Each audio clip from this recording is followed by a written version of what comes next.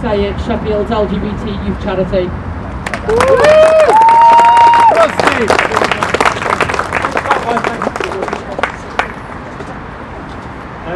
you hear me?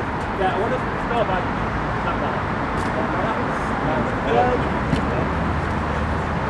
Okay, I want to start by thanking Heather for organising today's event. She pulled it together really quickly, so hands together for Heather.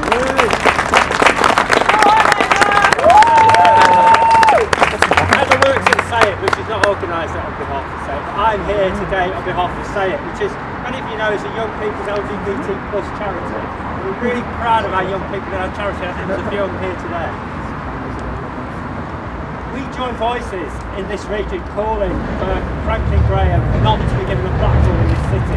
We know he's renowned for his homophobia. We know he's renowned for his Islamophobic rhetoric. We call upon the chair of Sheffield City Trust, David Gray, to refuse to allow Graham a platform to preach what many of us consider to be hateful and divisive doctrine. Local political and religious leaders and faith communities have all come together across Sheffield, united in condemning his appearance at the event, recognising, and this is important here, recognising the significant threat it represents to community cohesion in the city. Not working. Not working. Got better. Yeah. I'll get closer. An appearance by Graham, who's previously faced calls for his entry to the UK to be barred, brings with it a real potential to incite even more hate crime in this city of ours. We understand that this is a purely commercial decision made by Sheffield City Trust. It's based on commerce, nothing else. As a charity supporting vulnerable LGBT plus people in this city, we see at first hand the devastating impact of increasing hate crime, of discrimination on the lives of our young people in this city. And we also see the impact of such hateful and discriminatory attitudes on their mental health. Many of our young people experience severe mental health problems, and a high proportion have either self-harm or attempted to take their own lives. This is a result of discrimination they've already faced in this city. We call upon the chair, David Gray, and his fellow trustees to demonstrate leadership, show social responsibility to fulfil their duty of care to Sheffield and all of its diverse communities by cancelling this damaging and inflammatory event.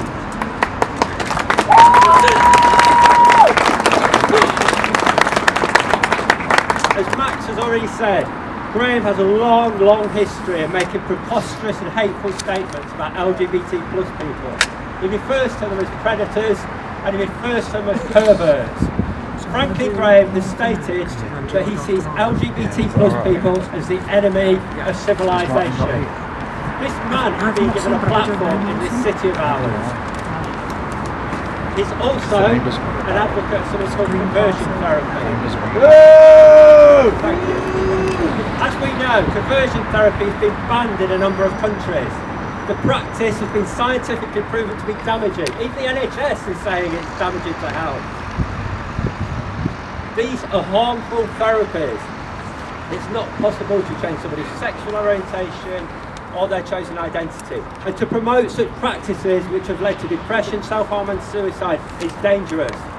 The chair of Sheffield City Trust should be ashamed. He's defending the appearance of Graham as an issue of freedom of speech. But Mr. Gray, this is not an issue about freedom of speech or freedom of belief. This is about preventing hate speech in our city.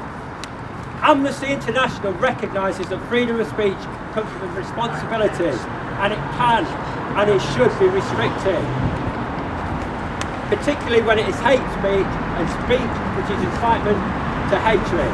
Why can't Mr. Gray see this? The wonderfully talented black American writer Toni Morrison, that some of you will know about, in her Nobel Prize lecture said, "Oppressive language does more than represent violence, it is violence."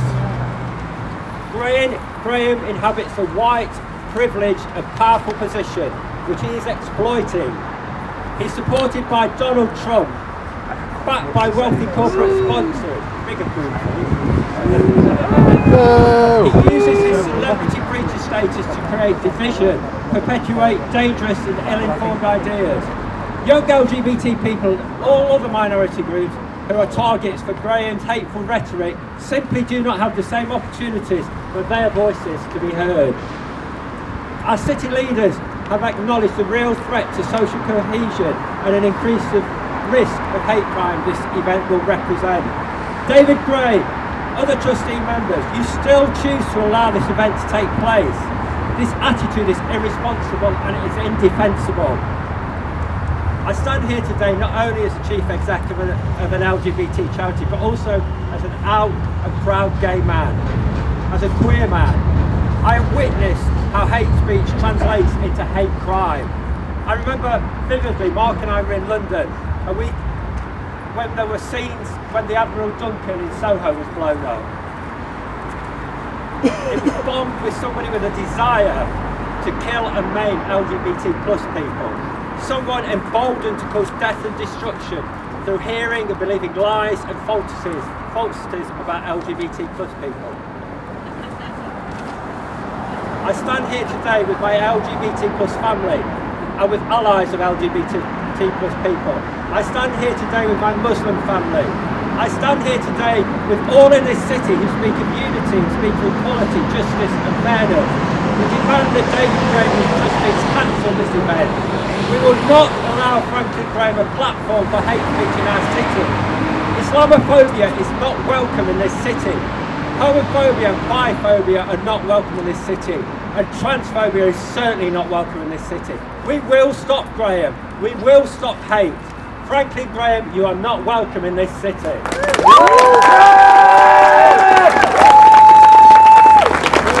Thank you, Steve. Give us a big round of applause.